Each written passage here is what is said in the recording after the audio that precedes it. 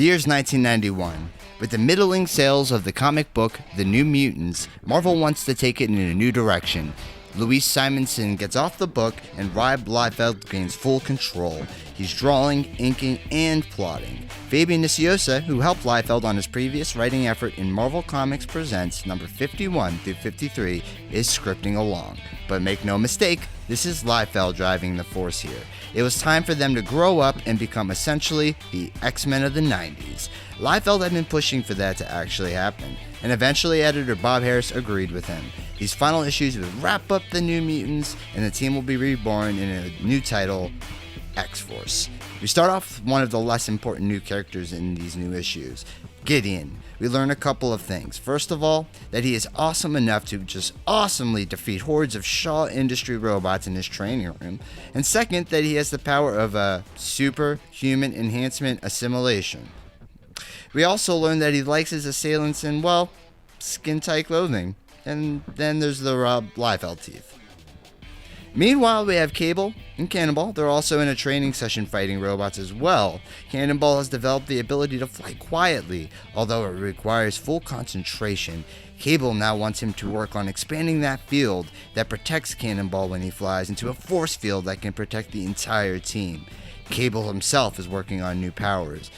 In fact, this will be the first issue we see that he can shoot lasers from his hands.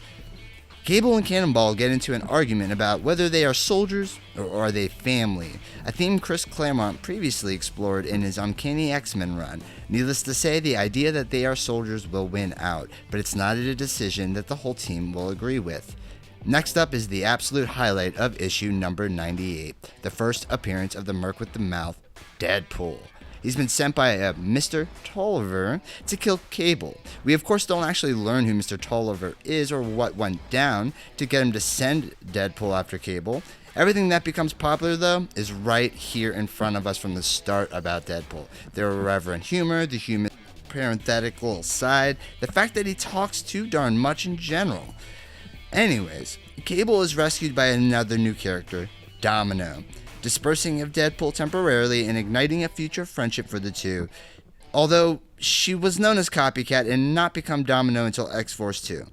I know, it's a little confusing. This also will lead into the new team formation in our next episode. The importance of this new era in comics cannot be understated, and Deadpool, well, he's as popular as ever. We're indebted to the risk that Rob Liefeld took in a changing landscape for the industry. That is why it's my pick, and well folks, it's been a comic book minute. Well, goddamn, not only would New Mutants 98 become a hugely sought-after key issue, but Deadpool would eventually reign supreme with fans. However, he was just warming up, as we will see in our next issue of the New Mutants with the introduction of even more new creations to add to the mix.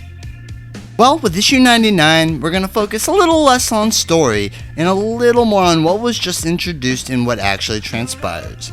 In issue number 99, we get right to the business of introducing new members of the team to be.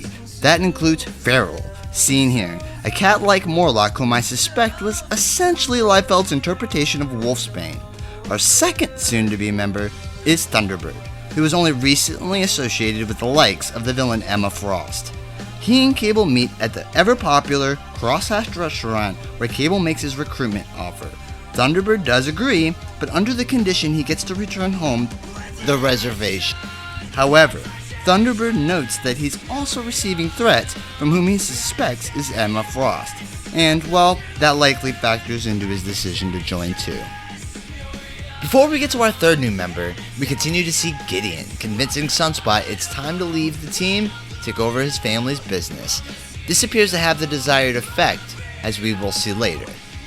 Oh, in Cable and Thunderbird, they do make it to his home, only to see that it has been reduced to rubble at the hands of the Hellfire Club, as evidenced by the mass that they left at the scene. Thunderbird wants his revenge.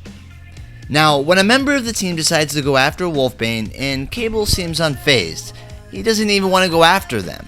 The team begins to doubt his leadership, especially Cannonball, who we get to see get hot-tempered with Cable here in this issue. The whole thing ends though with the team saying their goodbyes to Sunspot. Thunderbird uses the moments after to privately accept Cable's invitation to the team, and he swears his revenge on the Hellfire Club. And ladies and gentlemen, we have our Warpath. Lastly, on the final panel, with absolutely no explanation whatsoever, we see a downed Shatterstar on the floor of the Danger Room with a promise for an exciting conclusion to the big 100th issue spectacular at the bottom right corner. Well guys, it seems a certain popular team is coming along in this issue. Yeah, that makes sense. And we got to introduce some new awesome faces. And that, guys, is why it is my pick, and it has been a comic book minute. Well, alright, I've heard some pretty reasonable criticism leveled at Rob Liefeld. But fuck it, by issue number 100 of New Mutants, this 22-year-old young buck wearing these bad boys, yeah, these, he already brought us Cable, Strife, the entire Mutant Liberation Front, Feral, Shatterstar, Domino, and now Deadpool. Granted, Cable, Deadpool, yeah, these characters are not fully baked yet, and many of them are derivative, but boy did they still inject freshness into a series that had been stagnant for a long while.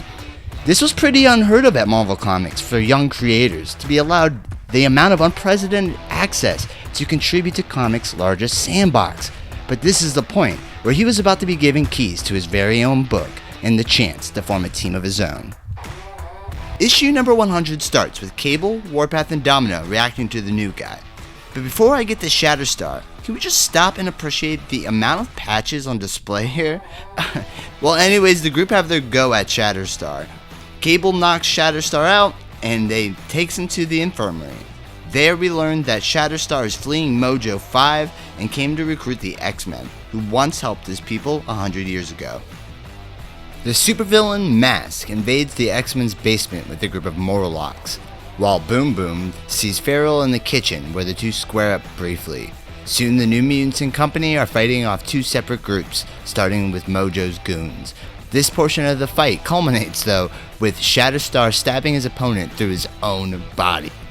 From here the Morlocks show up, but it really isn't much of a fight. Cable cleans house quickly with the Morlocks and then spares the life of Mask, and he demands that he leaves immediately. After Mask leaves, Cable makes a pitch that the group should stay together. Each member has an agenda that they need the group to help with, as well as using their powers that they've trained to use to fight for Xavier's dream. As Cannonball states, an X-Force? A little crude, but it's got some possibilities. In the prologue, we see Strife meeting with the Mutant Liberation Front. He's there to discuss a new mission. He removes his helmet and reveals a big twist. Strife is Cable? Yes, that is what happens. And then we're promised that in June of that year, we will get the answers in issue number 1 of X-Force. Well folks, that wraps up our look at Rob's work at New Mutants. But Rob is really about to hit the largest milestone at Marvel yet. Tune in with me next time as we finish our look at Rob Liefeld, and that's why it's my pick.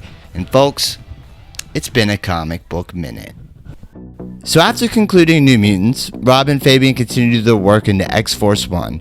Releasing in 1991 and publishing in August, X-Force 1 was a massive success. This was at a time when Marvel had Todd McFarlane rejuvenate Spider-Man in 1990 to the tune of 2.5 million copies sold. Then came Rob Liefeld dropping X-Force to the tune of 5 million copies sold. And finally, Jim Lee with X-Men number 1, selling 7.1 million copies. And yes, till this day, X-Force number 1 is the second highest single-selling Marvel comic of all time. An incredible feat when you consider that these were all new characters. Man, this was truly the age of the artist. This issue starts with the group launching a preemptive strike against the Mutant Liberation Front in an attempt to bring down Strife.